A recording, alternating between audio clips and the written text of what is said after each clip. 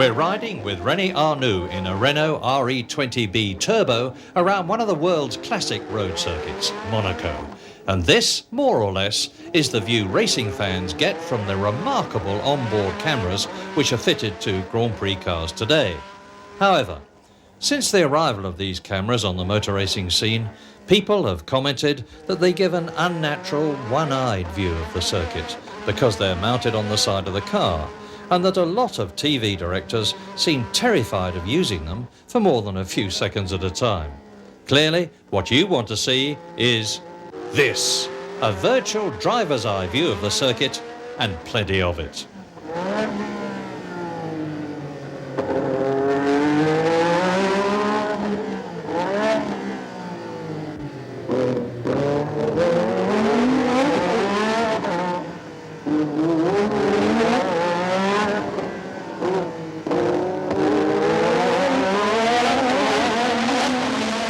Welcome to Lap of the Gods.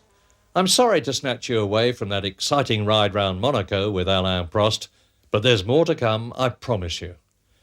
Thanks to Terrific Stuff videos, I can now show you a driver's eye view of an A to Z of Grand Prix circuits, from Adelaide to Zolder. What you're about to see is the work of Alain Boinard and his colleagues at Afava, a French company which has been making films for Elf Petrol since 1968. In the days before on-car TV, Alain would strap a 16mm sound camera to the rollover bar of an Elf-sponsored Grand Prix car for a few laps of filming during practice. The results are stunning. And now, for the first time on video, we've got a driver's eye view of many of the world's finest circuits. Some, like Brands Hatch, Long Beach and the Österreichring, are sadly no longer used by the Grand Prix circus. Others, Kyalami and Silverstone for example, have been changed almost beyond recognition since these films were made. But no matter. Lap of the Gods is a unique slice of motor racing history from the Turbo era, when Renault, Ligier, Lotus, Ferrari, Brabham, Williams, Tyrrell and others provided us with the most powerful Grand Prix cars ever seen. Now, in part one of Lap of the Gods, we invite you on a breathtaking ride round 12 circuits in the hands of such heroes as Nigel Mansell, Jackie Stewart, Mario Andretti, Alain Prost and Patrick Tambay, among others. Our A to Z begins, naturally enough, in Australia, at Adelaide.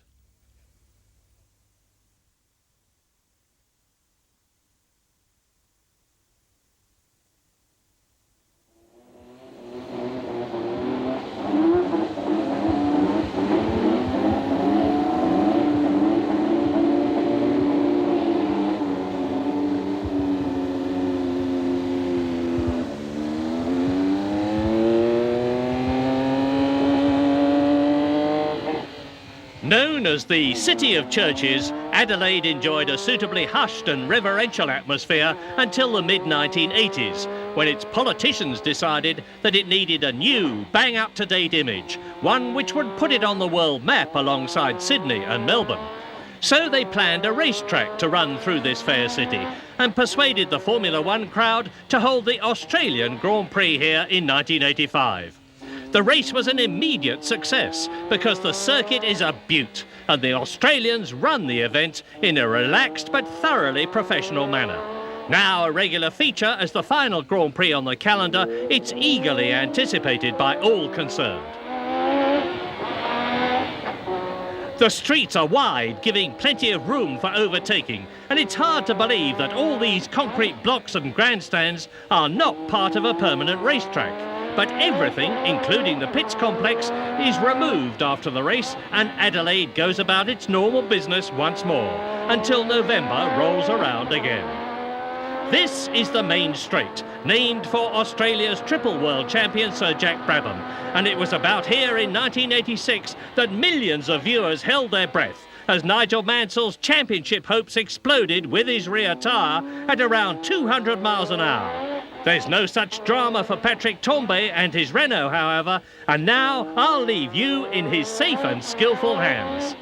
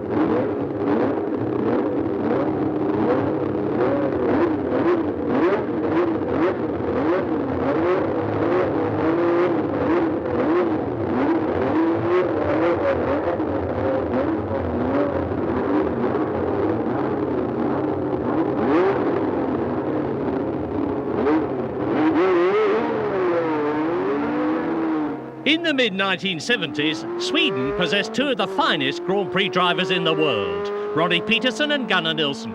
And this circuit at Anderstorp was brought up to Grand Prix standards in the hope that one or both could win his home Grand Prix here. It was built in 1968, but it was not until 1973 that the Swedish Grand Prix was first held. Neither Peterson nor Nilsson was destined to win the race, as by the end of 1978, both had died in tragic circumstances. The Swedish Grand Prix didn't survive them, for the circuit had few redeeming features, and with the local heroes gone, the Grand Prix itself had little appeal for the Swedes. Anderstorp did go into the history books, however, as the only circuit on which the fantastic six-wheel Tyrrell was driven to victory by Jody Scheckter in 1976. 2 years later, history was made here again, when Niki Lauda won the last Swedish Grand Prix to date in the notorious Brabham Alfa Romeo fan car, which was promptly banned from competition a week later. A smaller historical footnote is that Mario Andretti, now driving us around in his Lotus Cosworth, scored his best result here in 1975 in a Parnelli Ford.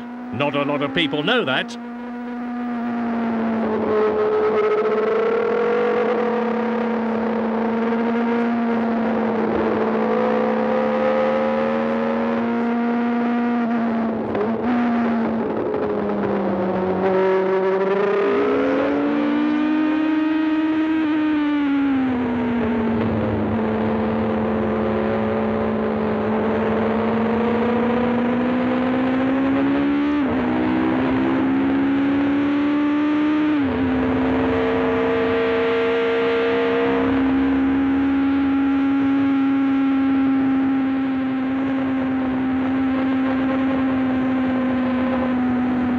It must be patently obvious by now that the central position of our camera gives us an incomparably better view of the action than the side-mounted TV cameras.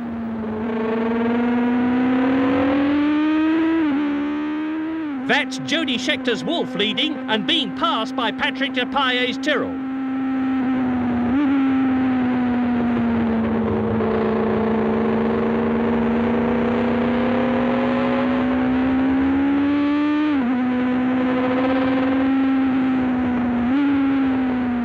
And here's Carlos Reutemann diving his Ferrari inside Mario's Lotus.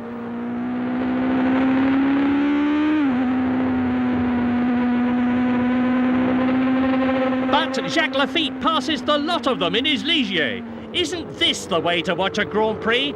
All right, we know all the drivers are playing to the camera in this practice session, but it is still terrific stuff. If only the actual racing could be like this now and again.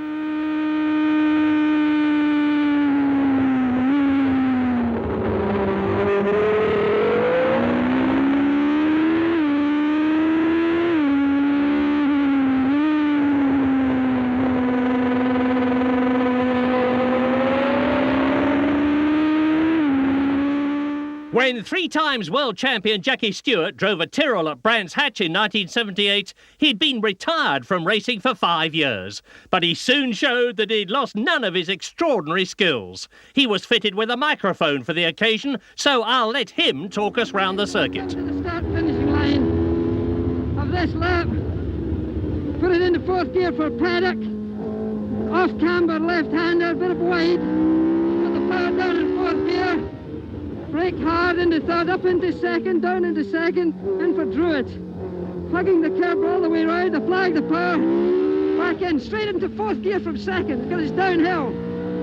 Applying the power, going along the bottom behind the pits, down into third gear. Long left-hander, a tightening corner. Car understeers a bit, applying the power. Accelerating along. Outside of the car, braking hard. Fourth gear now, for it used to be Hawthorns. Accelerating along in fourth gear, driven into third gear. Into third gear for this corner. Accelerating out into fourth gear, down Deer's Leap. Into third gear again for a tight right-hander corner over the curb slightly. Accelerating hard, down into second gear. loose at lock into third gear. Into fourth gear, going towards the bridge, braking hard. Into third gear.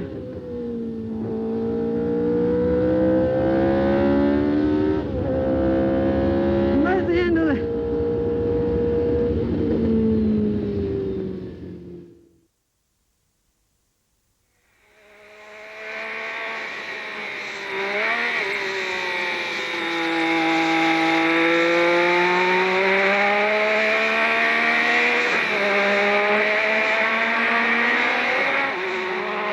Now we ride with Nigel Mansell in his Lotus. Nigel has happy memories of Brands Hatch as he won his first Grand Prix here in 1985. He also won the last British Grand Prix to be held here the following year. Both victories coming in a Williams.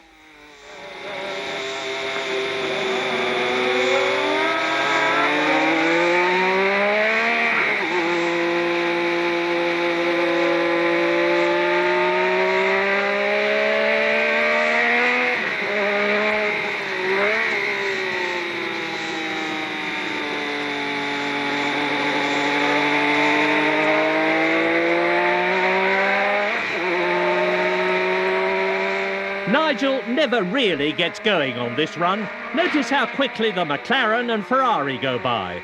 But he gives us the chance to admire this marvellous circuit as it plunges and climbs through the woods. Most drivers loved Brands, regarding it as a real challenge, but it's now been shamefully abandoned by Formula One. Millions of pounds have been spent trying to turn Silverstone into something like a road circuit when there's one of the best right here. It's a funny old world.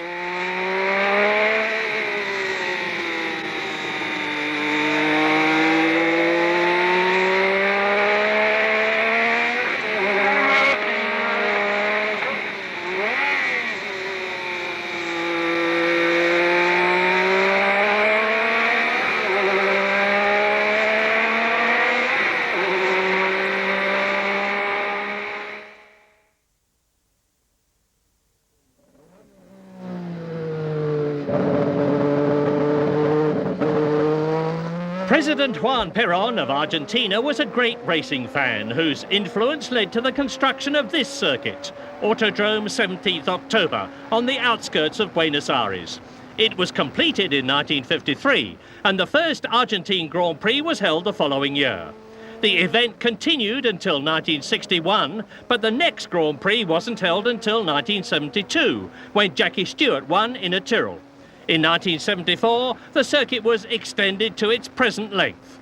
Nelson Piquet won in 1981, the last Argentine Grand Prix to date.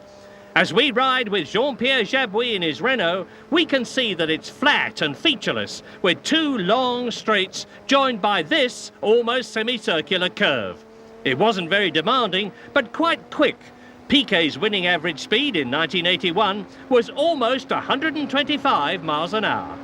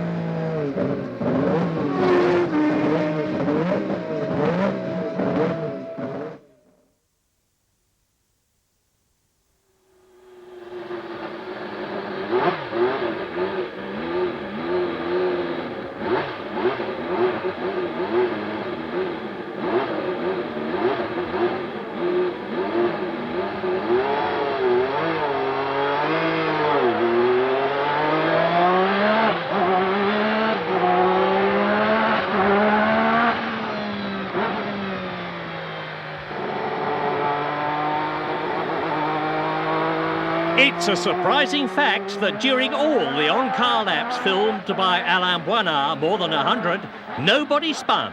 More's the pity, as it would probably have made pretty exciting viewing.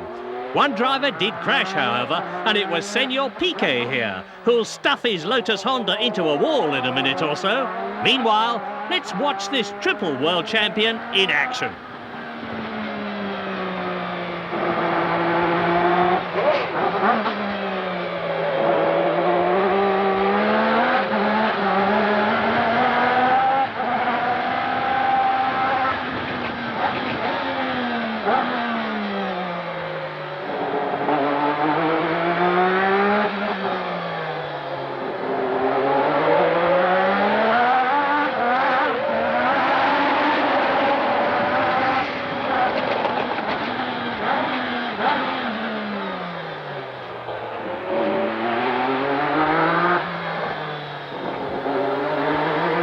Detroit was one of the few circuits that ran anti-clockwise, and as we can see, it was very much a stop-and-go affair.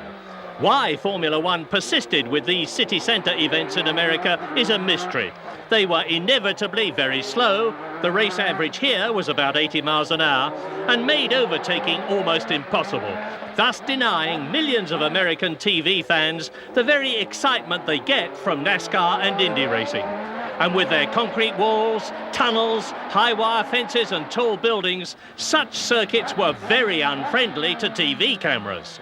Despite this, since the demise of Watkins Glen in 1980, the USGP has been held in Dallas, Detroit, Phoenix and, heaven help us, in a car park in Las Vegas. Why this should be so when there's a truly magnificent 4-mile racing circuit at Road America, Wisconsin, is yet another mystery.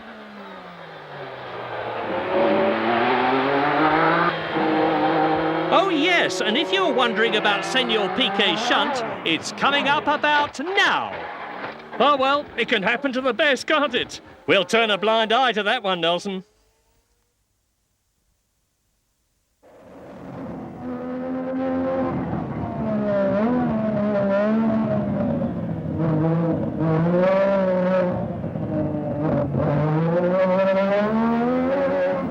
So far, all these laps have been run in the dry, but now we have an opportunity to tiptoe around Detroit in the rain with Eddie Cheever. Just watch and listen as he fights to keep the Renault away from those unforgiving walls.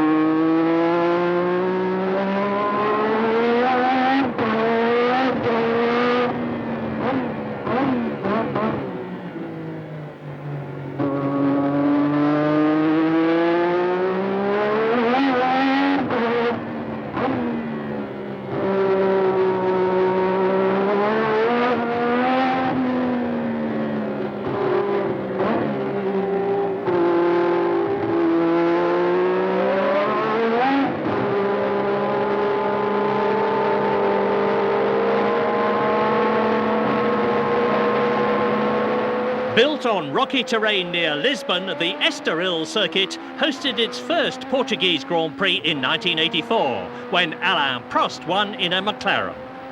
Its main feature is this long 200 miles per hour straight, which has the rest of the track curling back and forth behind it.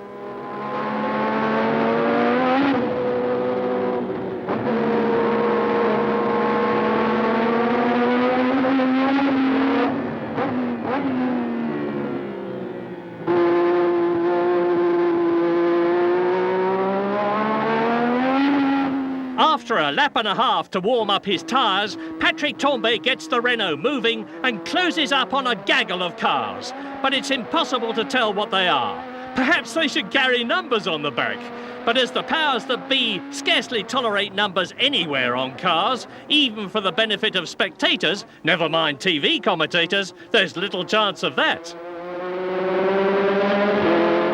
As Tambay overtakes, we can see that he's passing his Renault teammate Derek Warwick and going after the McLarens of Alain Prost and Niki Lauda.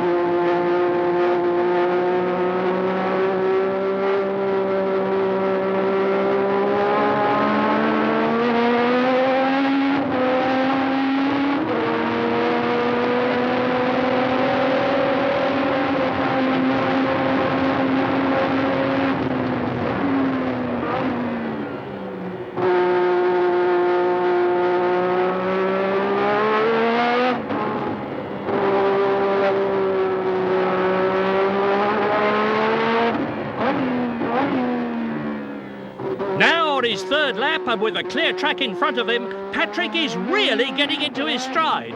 Unfortunately, at this point, we run out of film.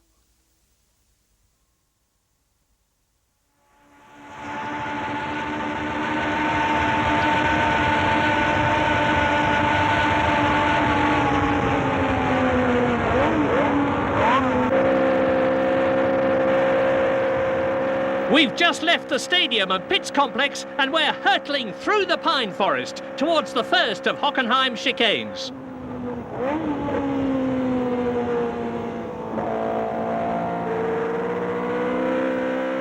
Now Pironi drives flat out again, down to the Oskurve, where there's no chicane as yet.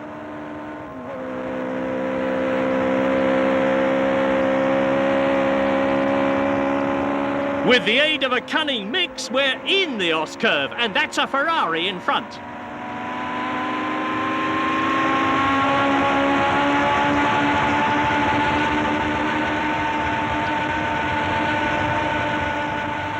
We're approaching 200 miles an hour here before braking for the second chicane.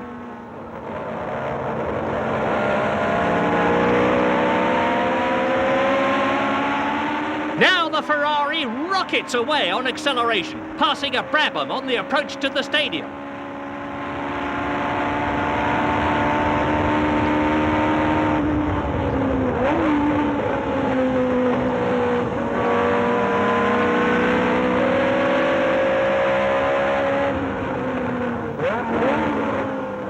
In spite of all the bugs on our lens, this has to be the best way to watch a motor race. The central camera position on Pironi's Tyrrell gives us an unrivaled view of the action as we go into another lap.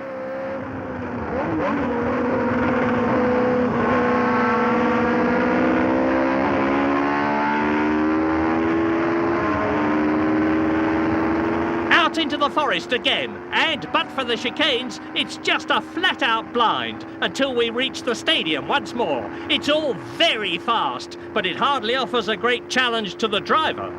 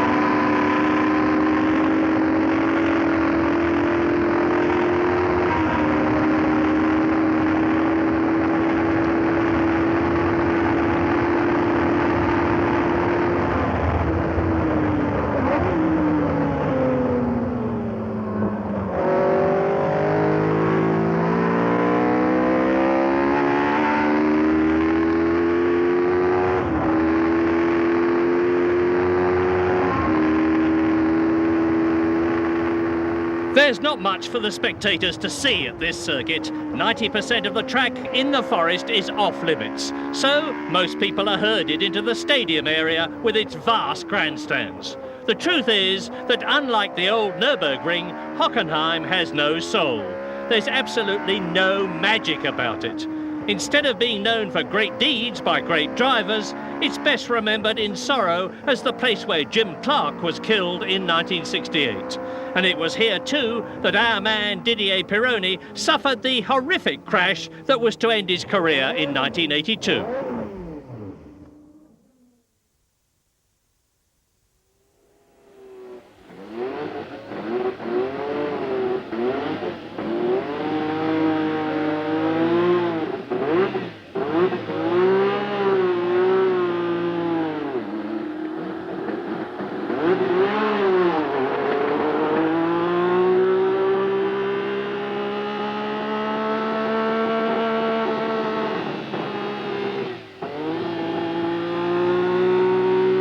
Although it was built with the best of intentions, it's impossible to rhapsodise about this Hungarian goulash of a circuit.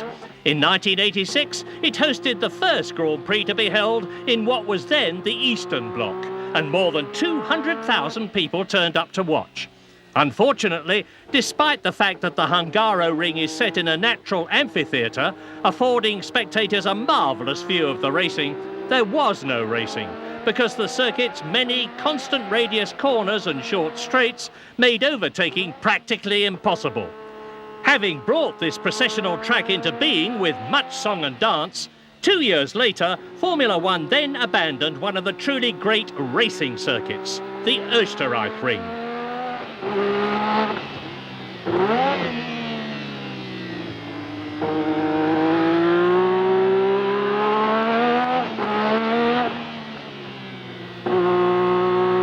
Philippe Streff in the Tyrrell gives us a good idea of the circuit's amphitheatre effect. And also of the Hungaroring's processional qualities.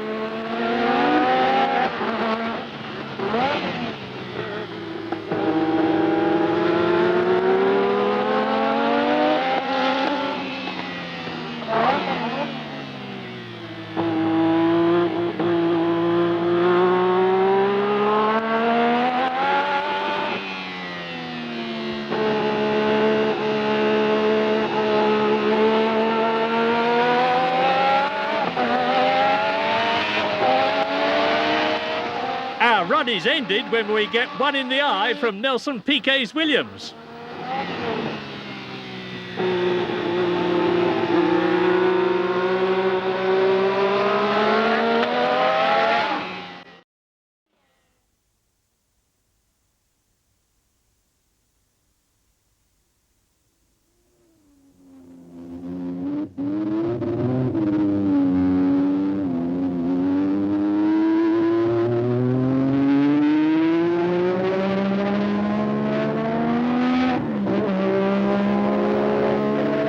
Now this is more like it. Imola is a real racing circuit that all the drivers love.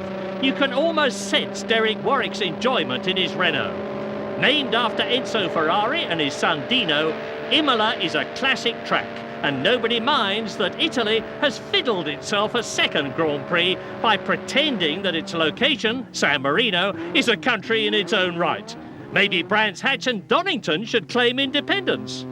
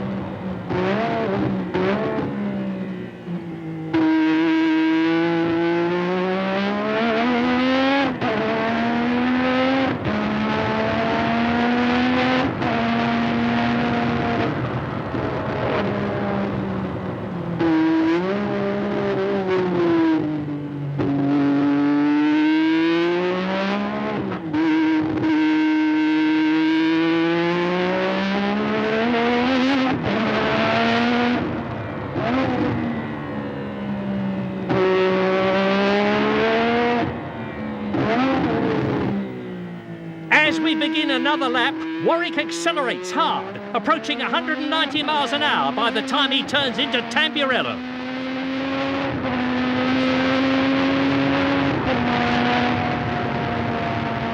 Then it's flat out down to Villeneuve Curve before braking hard for the acute left-hander at Tosa.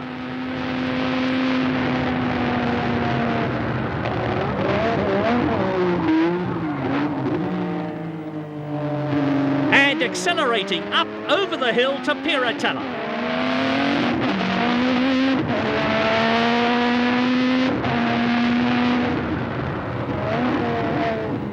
Next, we go through the Acqua Minerale chicane at around 100 miles an hour and back up to 190 before the Variante Alta, which leads to another very fast stretch before Rivazza.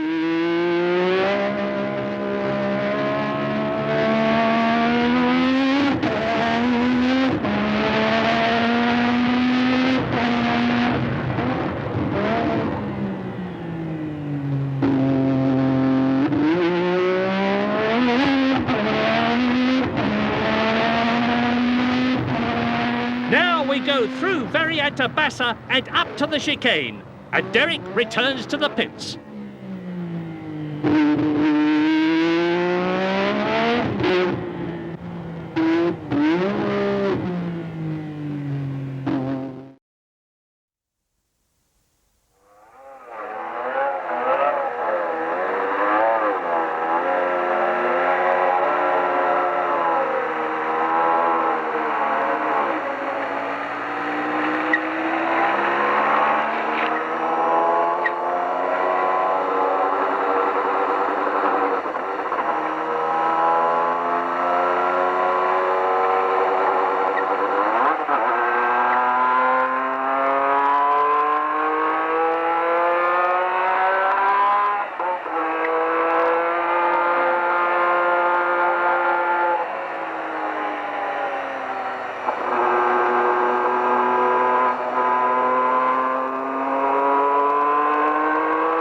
Kyalami is another great circuit which has disappeared. A new one's been built, but this one is lost forever. So make the most of these 3 laps with Alain Prost in the Renault.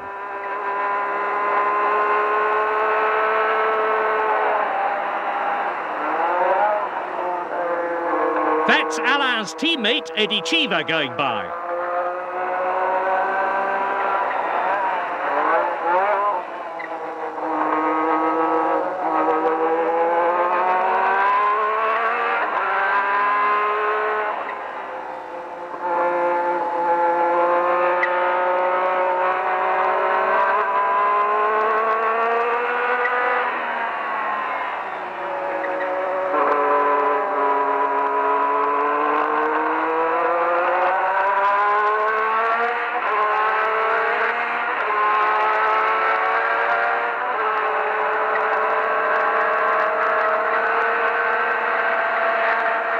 Now let's go for a flying lap with the 2 Renaults. We pass the pits and head towards the famous Crowthorne corner at over 200 miles an hour, going into the corner at about 115. Downhill to Barbecue Bend, which is taken at about 155.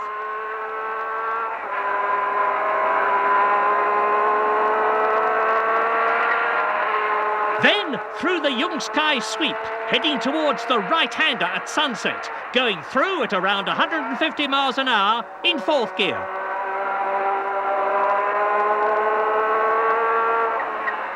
Then it's down to 2nd for Clubhouse at 100.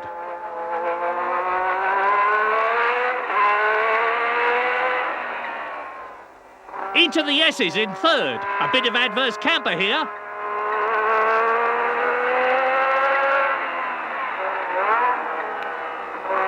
Into 2nd for Leo Kopp, and then accelerate hard up through the gears.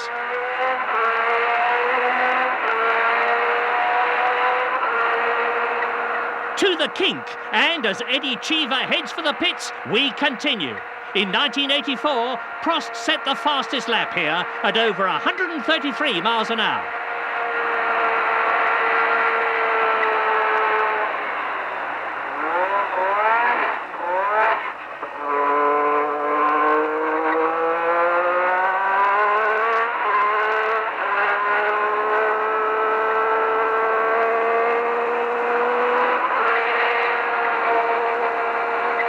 Kyalami is over 1,600 metres above sea level, making it very hard on the turbo engines. In the mid-1980s, the uncertain political atmosphere in South Africa brought about the end of the country's Grand Prix after the 1985 event. It was revived in 1992, but on the new circuit. For those of us who loved the old one, Kyalami isn't Kyalami anymore.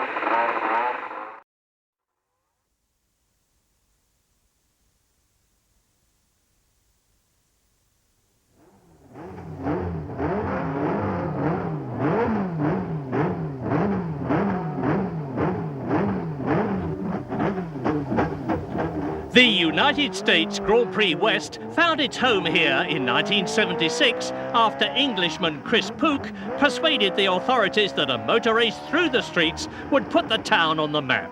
He was right, but the Americans never took to Formula One. So in 1984, the Grand Prix circus departed and Indy cars moved in. That's the Brabham team of Niki Lauda and John Watson flashing past as Patrick Depailler leaves the pit lane in his Tyrrell Ford. Unlike other American street circuits, Long Beach wasn't built on the grid system, so it's not all right-angle bends and tall buildings. Cars can actually race and pass one another.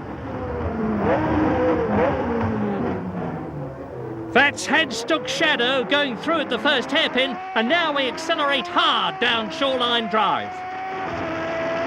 It was while Clay Regazzoni was under heavy braking in his ensign here for Queen's Hairpin that his brake pedal snapped in 1980, and the ensuing crash ended the popular Swiss driver's colourful career. And as we round Queen's Hairpin, Jean-Pierre Jabouille goes past in the Renault Turbo. Incidentally, this was the first time that Alain Bouinard was allowed to send his camera out among other cars. Previously, he'd been confined to 5 minutes or so before official practice.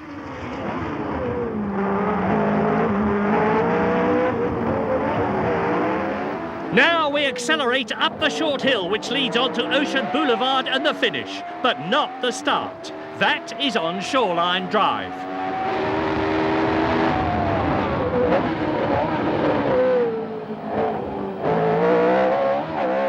Down the chute and onto Linden Avenue. Depailler is trying really hard now as he takes us for another lap.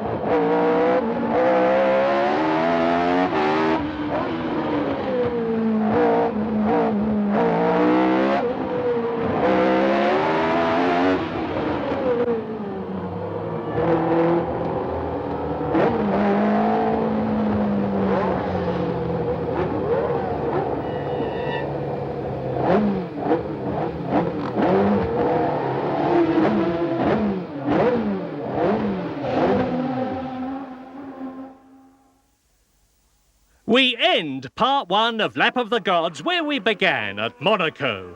By rights, this circuit should have been abandoned long ago, for it fails to meet several demands made of all other circuits by the sport's governing body.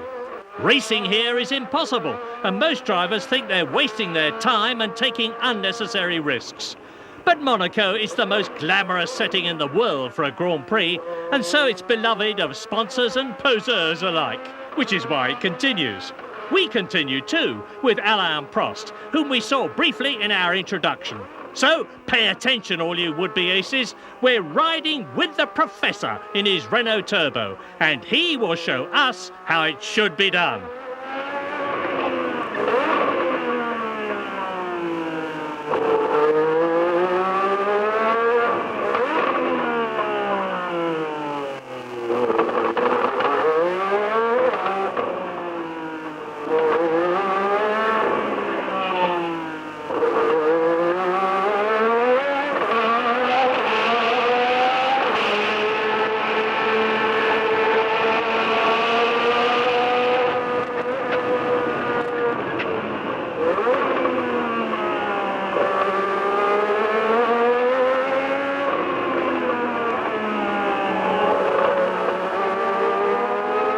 That's Alain's teammate, René Arnoux, ahead as we sweep round the swimming pool complex.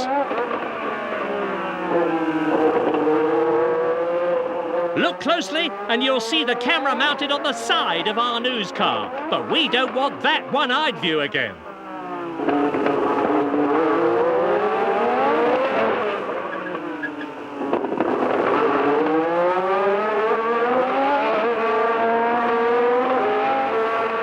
The two Renaults have the circuit to themselves here, and as Arnoux slows to let Prost by, we should remember that come race day, there'll be 26 cars on the track, to begin with anyway, and none of the drivers wants to be overtaken. Life is never easy at Monaco.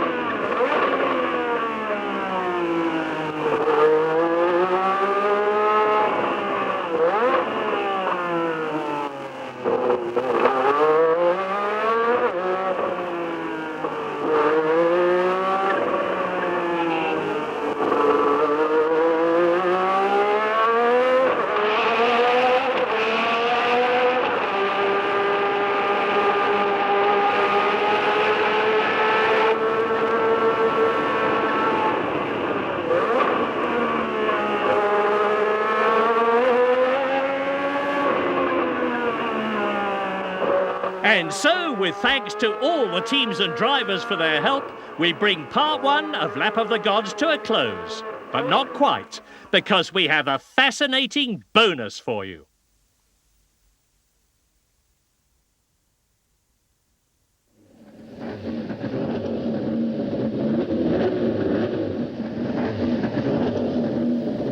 In 1976, Ken Tyrrell unveiled his sensational six-wheel car, designed by Derek Gardner. At Monaco, Alain Boinard had the Tyrrell stripped of its bodywork, fixed one camera on the very front, close to the tarmac, and another on a special Eiffel Tower mounting.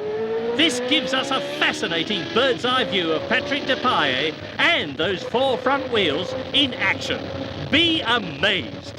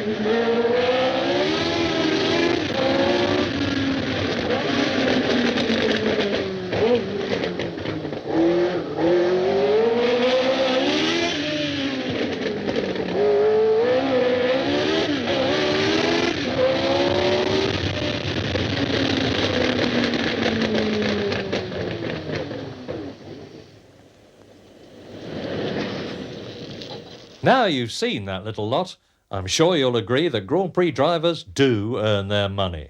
However, we're only halfway through Lap of the Gods, and in part 2 we'll bring you more terrific stuff as our gifted chauffeurs take us around another 11 circuits, including Montreal and Monza, Silverstone and Spa. Don't miss it.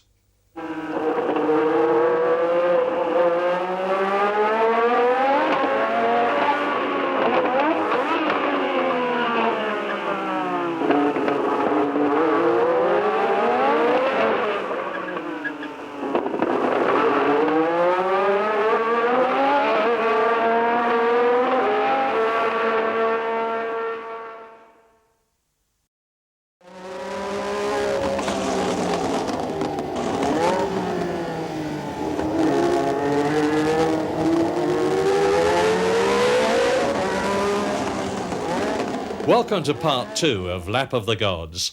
This time our chauffeurs include René Arnoux, Eddie Cheever, Didier Pironi and Niki Lauda, who take us around the fabulous Österreich and Spa, the old Silverstone and the almost forgotten Watkins Glen. So tighten your safety harness and put on your wet weather tyres, because we begin at Montreal in the rain.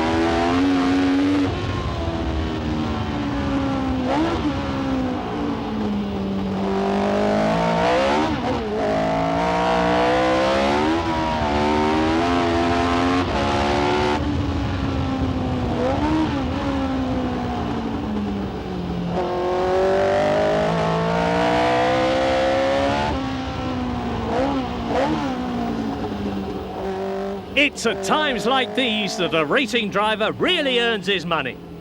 In spite of having deeply grooved rain tyres on his Tyrrell, Patrick Depailler is constantly fighting wheel spin as he slithers and slides his way round this remarkable Montreal circuit.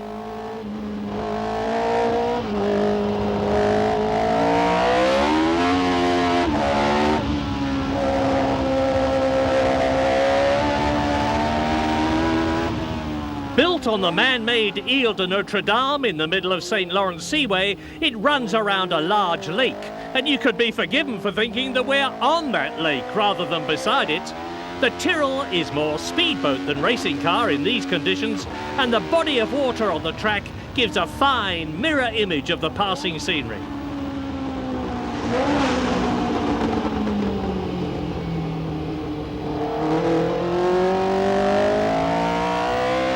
Fortunately for us, Patrick seems to be the only driver on the circuit at the moment, so we can see where we're going, more or less.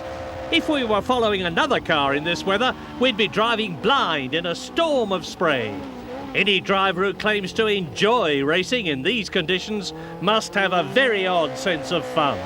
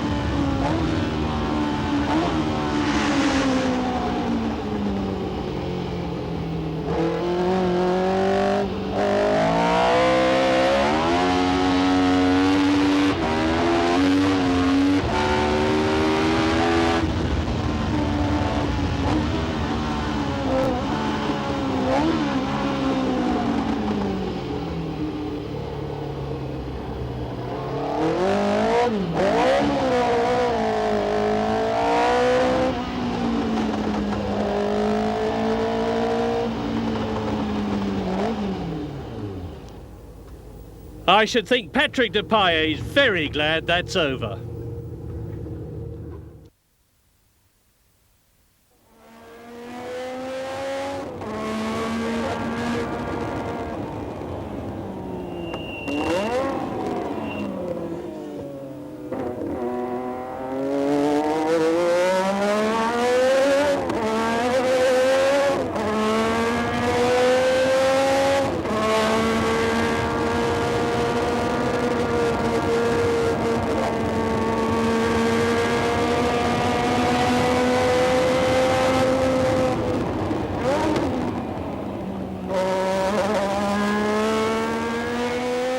Inevitably, Depailler was pretty slow in those appalling conditions, but now in the dry, René Arnoux really getting a move on in his Renault.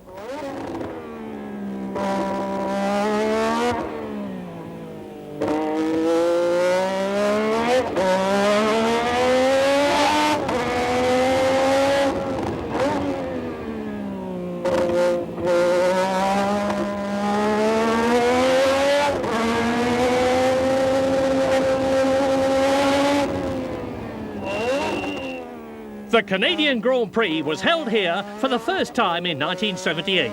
It had a storybook ending because the winner was Gilles Villeneuve in a Ferrari.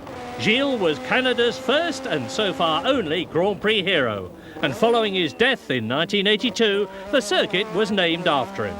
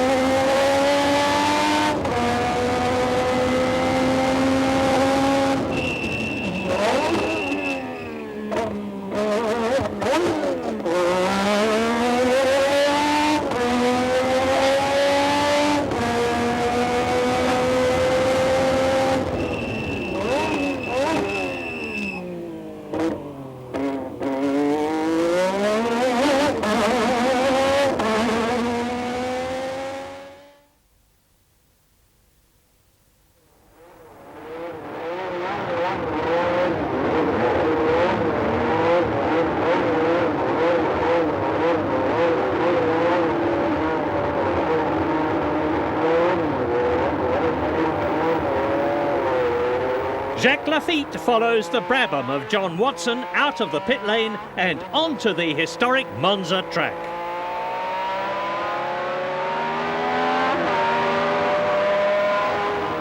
Now he powers the Ligier past Watson, who decides he's having none of that.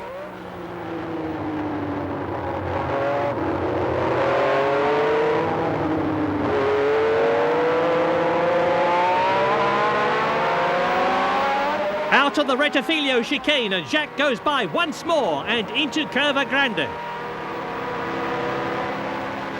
Now we follow a Ferrari past Niki Lauda's Brabham. And another car before diving into the second chicane.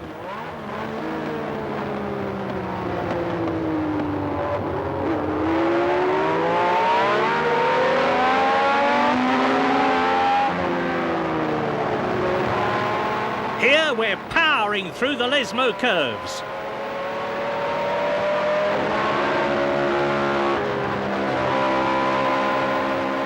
With the Monza forest casting its September shadows on the track, it's impossible to recognise other cars as we come on them. In fact, it's pretty hard to see where we're going, and as we head towards the tunnel under the old banking, we're in serious need of some headlamps.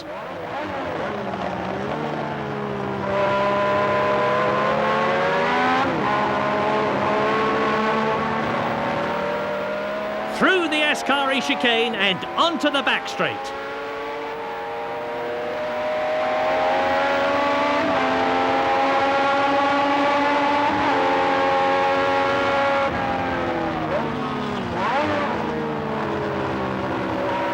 Now the daunting, super quick Parabolica, which determines our speed on the main straight. And that's James Hunt flashing by in his McLaren.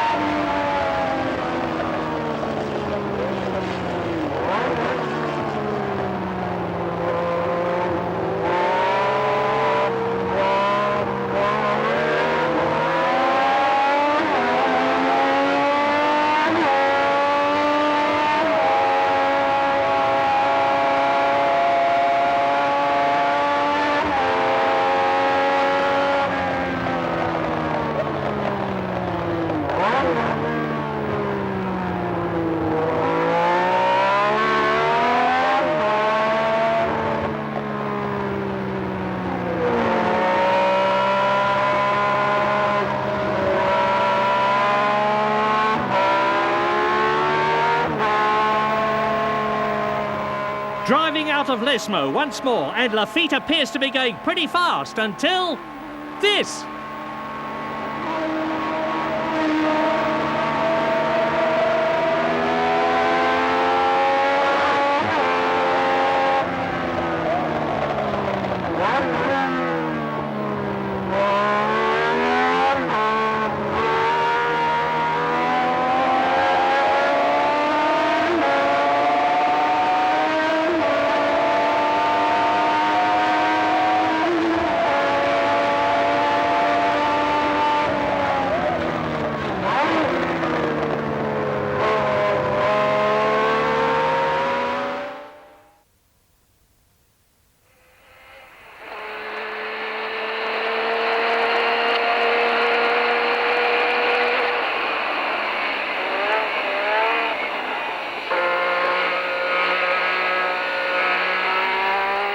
Now, on a somewhat brighter day, we join Eddie Cheever for a really quick lap in his Renault as he exits the Parabolica and accelerates hard down the main straight. And at something approaching 200 miles an hour, he decides to adjust his mirror. You'd fail your driving test on that one, Eddie.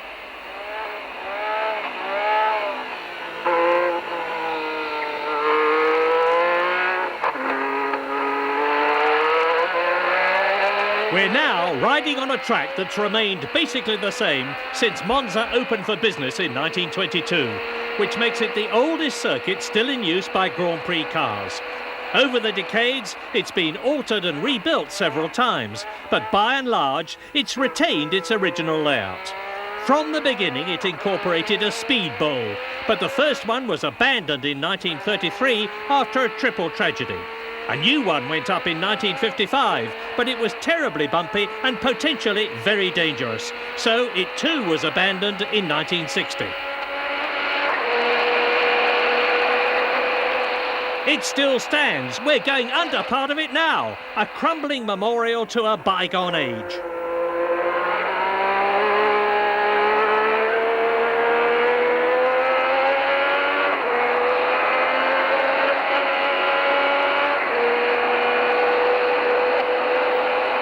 The long Monza straights provided some classic slipstreaming battles and split-second victories before the first of the dreaded chicanes was introduced in 1972.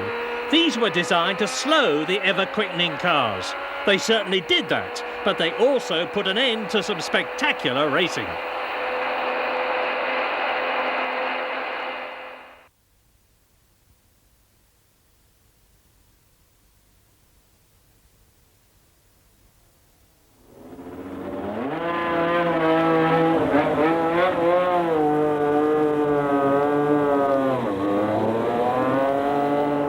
Eddie Cheever is our chauffeur once more as we sample the abandoned splendours of the Österreichring. The Austrian Grand Prix was first held here in 1970, and the drivers loved it for its steep climbs and falls combined with fast sweeping curves to provide a racer's delight.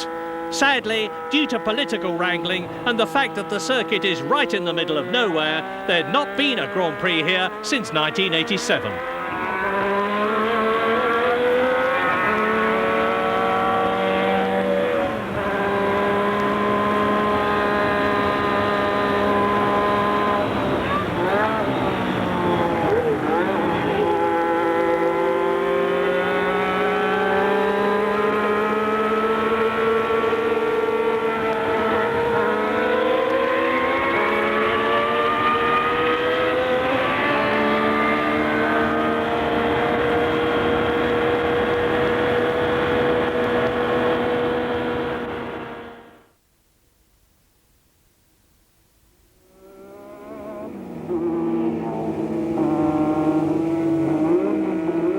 Unfortunately, that's all we have of Cheever's Run, but now we switch to Patrick Tournbay's Renault at the same circuit.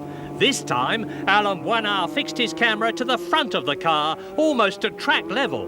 This is another marvellous camera position, never tried in Grand Prix racing, which is crazy, for along with our previous central position above the driver's head, it affords us a truly sensational view, all the more so at a spectacular circuit such as this. As I've already mentioned, the Österreichring has been abandoned by the Grand Prix circus, and watching this film, one can only gasp at the folly of that decision. Grand Prix racing is watched annually by hundreds of millions, if not billions, of TV viewers, and they want to see exciting racing on exciting circuits. So why is it that they're fobbed off with a number of processional tracks which are also visually obstructive and deprived of great racing circuits such as this, not to mention Brands Hatch, Zandvoort and the original Kyalami? How wonderful it would be to see great tracks such as these in use again, preferably from a camera position such as this.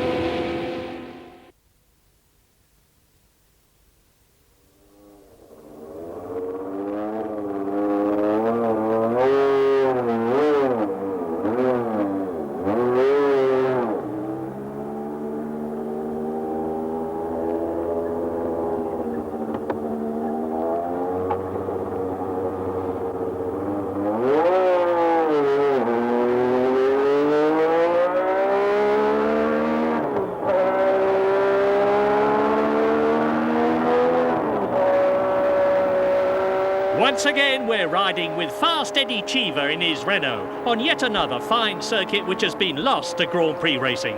This is the original long circuit at Le Castellet, named after the man who built it in 1969, drinks magnate Paul Ricard.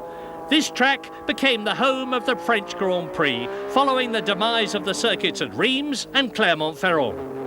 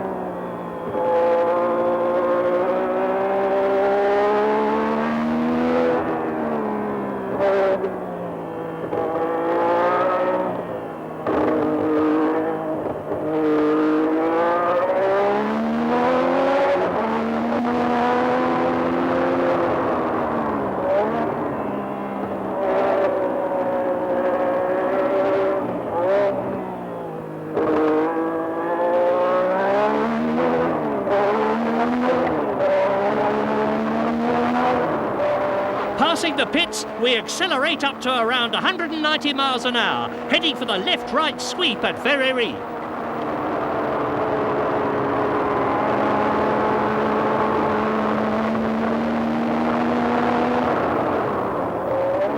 After Verrerie, the chicane.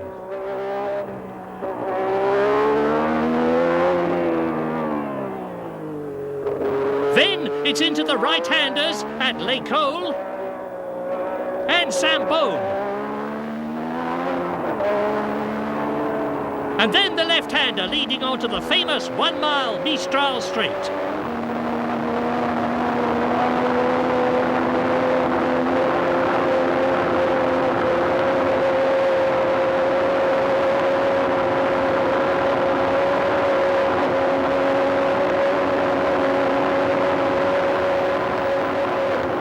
This turns into the very fast Senior Bend.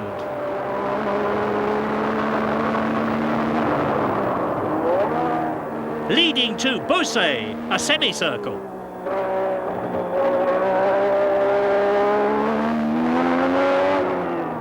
And that brings us to the Bendor chicane. Then it's round the hairpin. Sweeping right towards the left-hander, Latour, which brings us to the final corner on the circuit, Pont.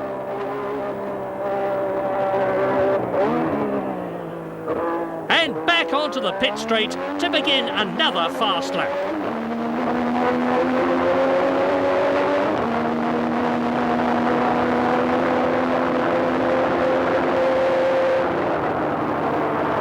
Paul Ricard's superb facilities and location made it very popular with drivers and teams alike. It was also considered to be very safe, but the fatal testing accident of the very popular Elio De Angelis in 1985 resulted in a panic move which virtually cut the Mistral Straight in half, reducing the circuit length by more than a mile. In 1991, the French Grand Prix was moved to Magny-Cours for French political reasons.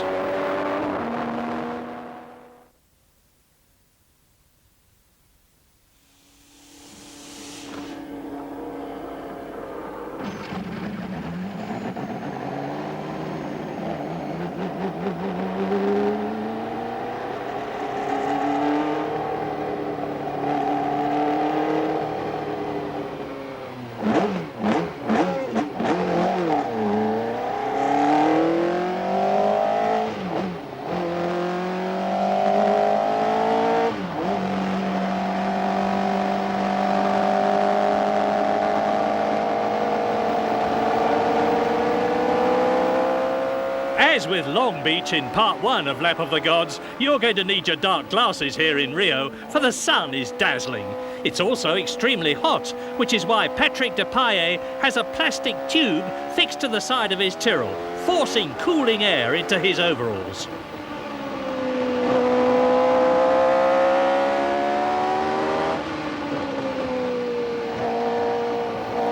Flat, featureless and cursed with constant radius corners, this Jacarepaguá circuit played host to the Brazilian Grand Prix for the first time in 1978. Much to the disgust of the locals, it was won by Carlos Reutemann, an Argentinian. One excellent aspect of the track is that the thousands of spectators can see all of it from these giant grandstands on the right, which overlook both main straights and the pits.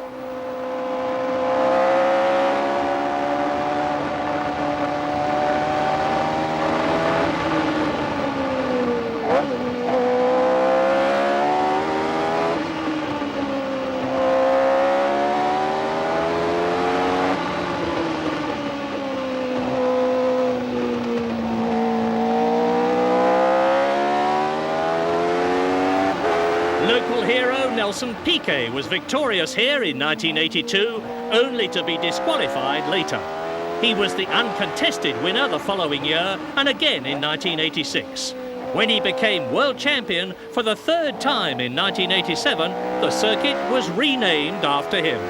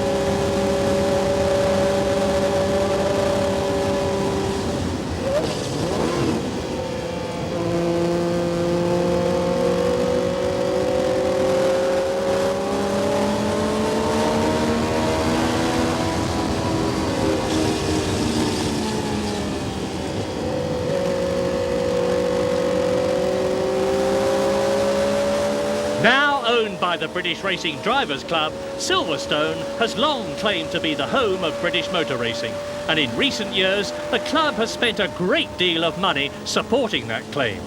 During World War II it was a busy bomber airfield, but by 1948 it had fallen into disrepair. It was then that the Royal Automobile Club leased it from the Air Ministry and formed a 3.7-mile circuit using the perimeter road and runways. The following year, the runways had been dispensed with, reducing the circuit length to approximately 3 miles and producing more or less the track that Jean-Pierre Jabouille is driving on now. In 1950, Silverstone was given the honour of launching the new World Championship for drivers with the British and European Grand Prix. The race was won by Nino Farina in an Alfa Romeo, and he went on to become the first world champion. There's no glamour to Silverstone, but it's always been very fast, with speed its main attraction. And in Woodcote, it had one of the great corners in motor racing, where cars teetered on the very edge of disaster as they blasted through with bags of opposite lock, while the spectators held their breath, waiting for the big accident which never came. Until 1973, that is. Then, at the end of the first lap of the British Grand Prix, Jody Scheckter lost control of his McLaren and spun, collecting, it seemed, most of the cars in the race.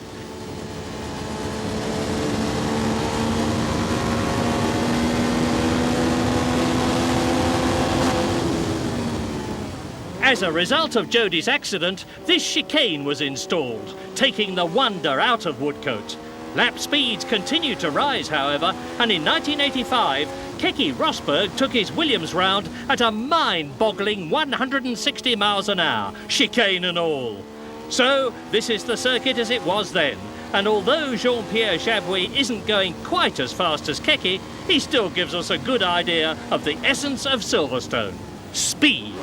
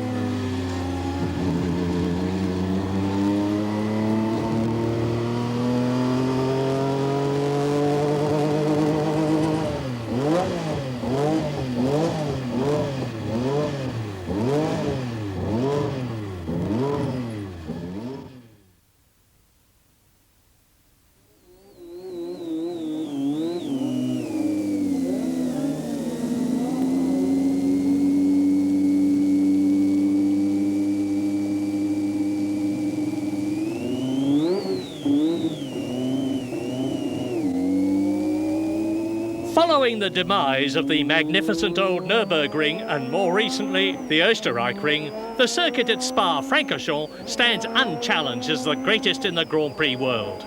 Made up of public roads sweeping through the Ardennes forest near Liège, Spa was originally over 9 miles long, but by the end of the 1960s it was considered too dangerous and the Belgian Grand Prix moved elsewhere. The Spa authorities, however, determined to get it back and planned a new circuit that'd meet the safety requirements of Grand Prix racing while retaining the grandeur of the old. In this, they faced the same problems as their counterparts at the Nürburgring.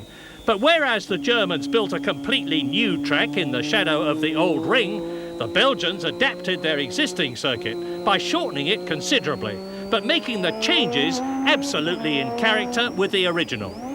The result was that whereas the bland new Nürburgring turned out to be a travesty of the old one, quickly rejected by Grand Prix racing and spectators alike, the new Spa proved to be a total success, drawing praise and admiration from all quarters.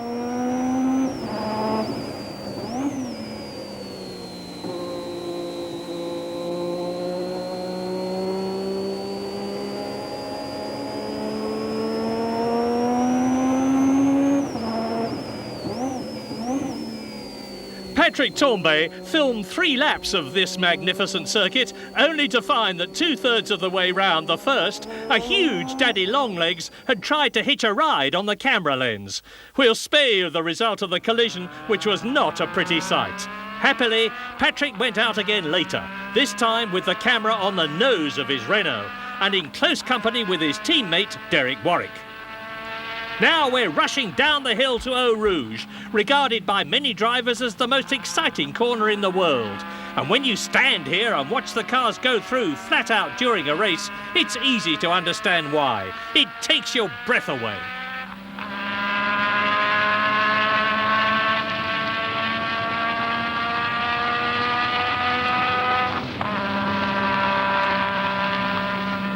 Now we power up the hill, many cars reaching 200 miles an hour here, but not ours, to Les Combes, where we leave the old circuit and join the new road, which sweeps down to the valley below. You can see that Derek is on new tyres by the labels flashing round as he hammers on ahead. They don't last long, I can tell you.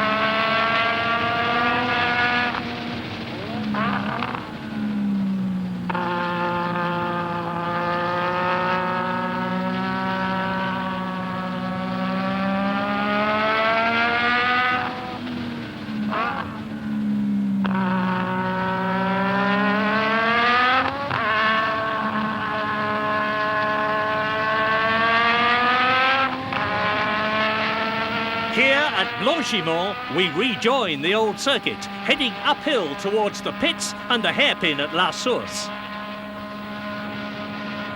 It must be admitted that this bit of filming was not a great success from our point of view. Tambay was asked to follow Warwick closely and does so. But as a result, we see a great deal of the back end of Derrick's Renault and not enough of the circuit. Also, Derrick's tyres fling more and more dirt onto the camera lens until we're in desperate need of a windscreen wiper. Oh well, you can't win them all.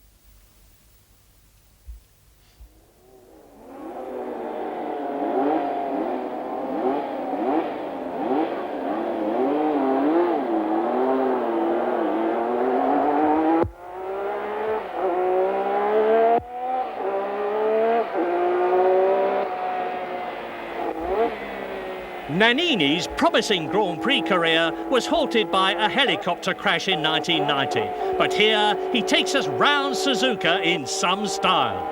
That's the Lotus of Satoru Nakajima in front, going past the Zach speed of Christian Danner.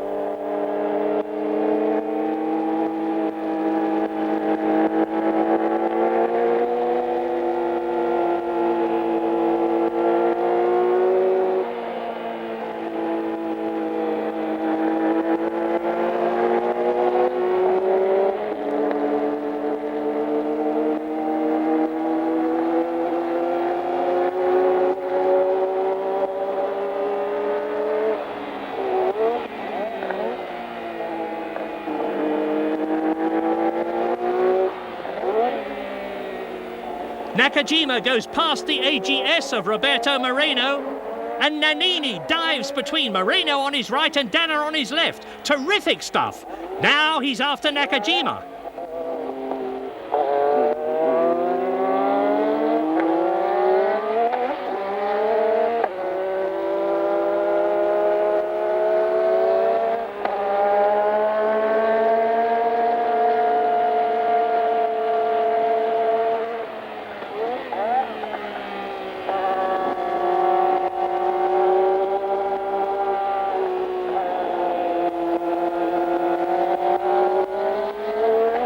Sandro goes for it, but Nakajima moves across, forcing him to put one wheel on the grass, which brings a suitable response from the Italian.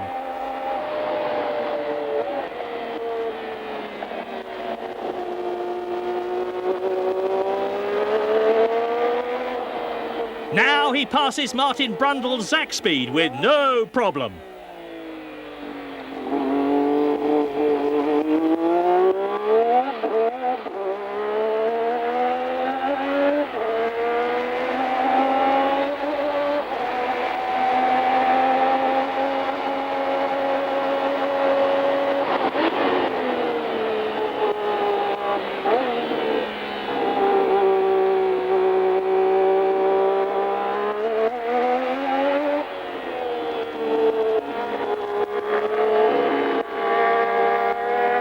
This is the Minardi of Nannini's teammate Adrian Campos.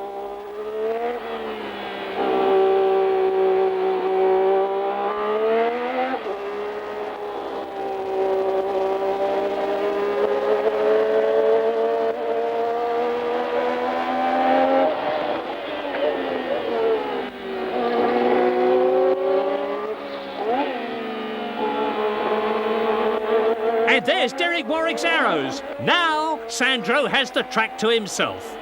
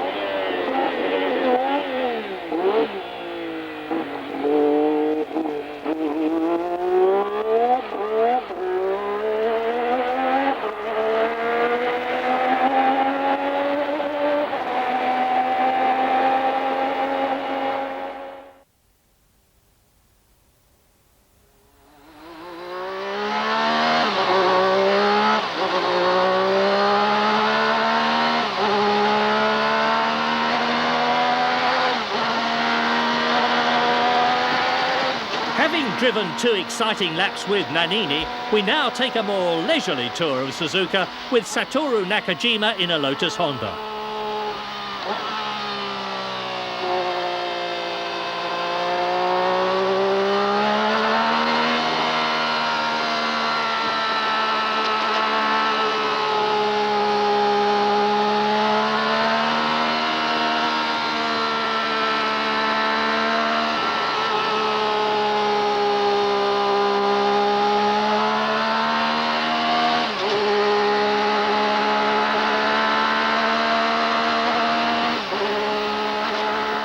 Located in a vast amusement park, Suzuka was originally designed as a test track for Honda by John Hugenholtz of Zandvoort fame. Built in a twisted figure of 8, it's unique in that it dives under itself right here. Suzuka has hosted the Japanese Grand Prix since 1987, when the Honda-powered McLarens were defeated by Gerhard Berger's Ferrari. To say that the Japanese were not amused at being beaten in their own backyard is a masterpiece of understatement. They weren't exactly laughing 2 years later when those 2 great McLaren teammates, Ayrton Senna and Alain Prost, collided at the chicane in front of a TV audience of billions.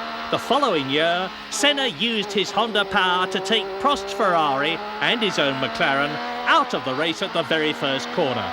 Suzuka may not be a great circuit, but it certainly has its moments.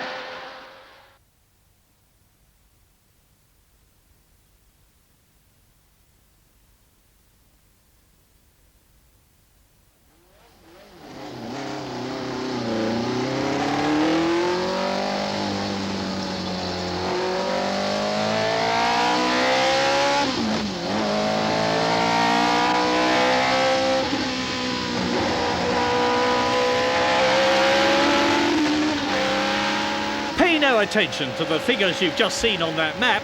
This particular Watkins Glen is actually 3.4 miles or 5.4 kilometres long.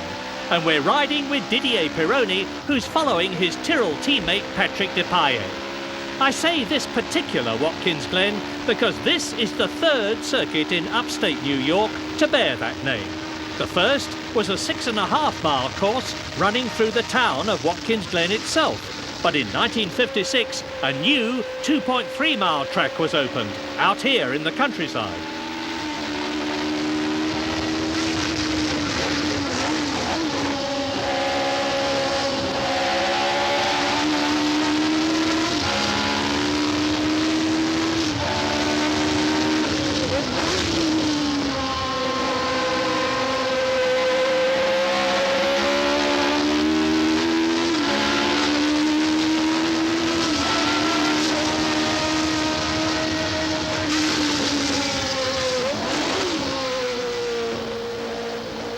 The US Grand Prix was first held here in 1961. 10 years later, extensive changes were made, which included adding more than a mile to the track. The new Glen was a vast improvement on the old, and it became very popular. But that could not prevent the almighty dollar from luring the United States Grand Prix away to a car park in Las Vegas.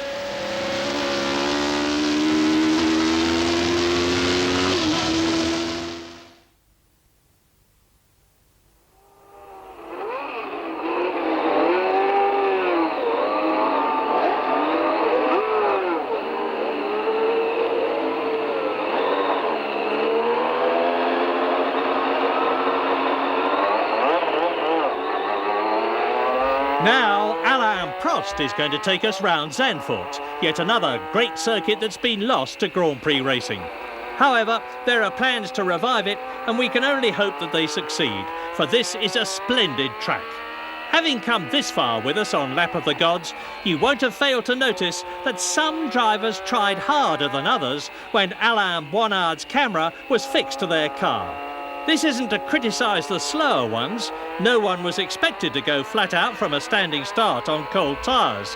However, as we saw in part 1 at Kyalami and Monaco, Alain Prost always put on a show, driving really quickly in that wonderful fluid fashion that's made him the most successful Grand Prix driver in history. Here at Zandvoort in the Renault, he does it again. So I'm going to shut up and let the professor give us a 3-lap masterclass in the art of driving a Grand Prix car.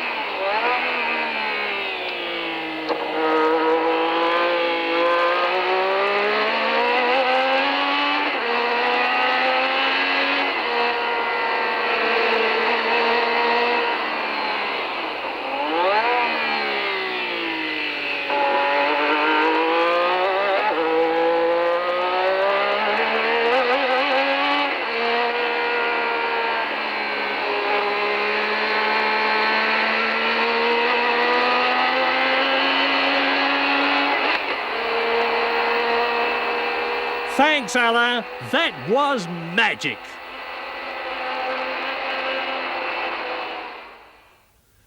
And so we come to Zolder, the final round in our A to Z of Grand Prix circuits. And here we have Niki Lauda, yet another all-time great, as our guide in a Brabham.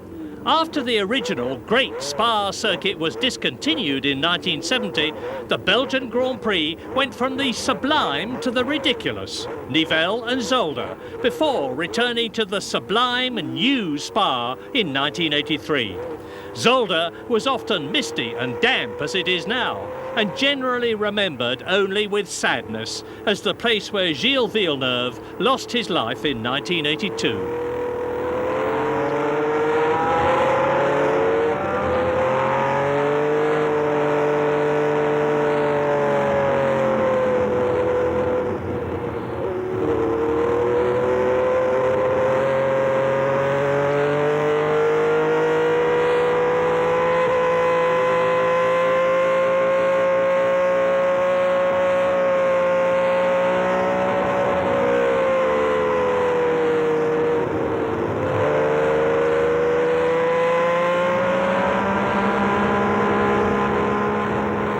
Niki Lauda's drive in amongst these other cars serves as a splendid reminder of what TV viewers are missing without the benefit of on-car cameras positioned above the driver's head. Wearing my armchair viewer's hat for once, I'd like to make a few comments on Grand Prix coverage for the future. Why are on-car cameras confined to the one-eyed side view? They're very small and can be fitted virtually anywhere. The Grand Prix teams are constantly telling us that they're at the cutting edge of the new technology, so let them prove it on TV. With all the electronic wizardry at their disposal, it's surely possible to fit permanent camera positions on every car, at the very front and above the driver's head, so that a camera can be plugged in like a light bulb at a moment's notice. And some of the other positions just don't seem to work for me, like a rear view almost obscured by wing and wheel, and Nigel Mansell's helmet bobbing about as seen from just in front of his cockpit. Surely what the viewer wants to see is what we're seeing now, the driver's eye view.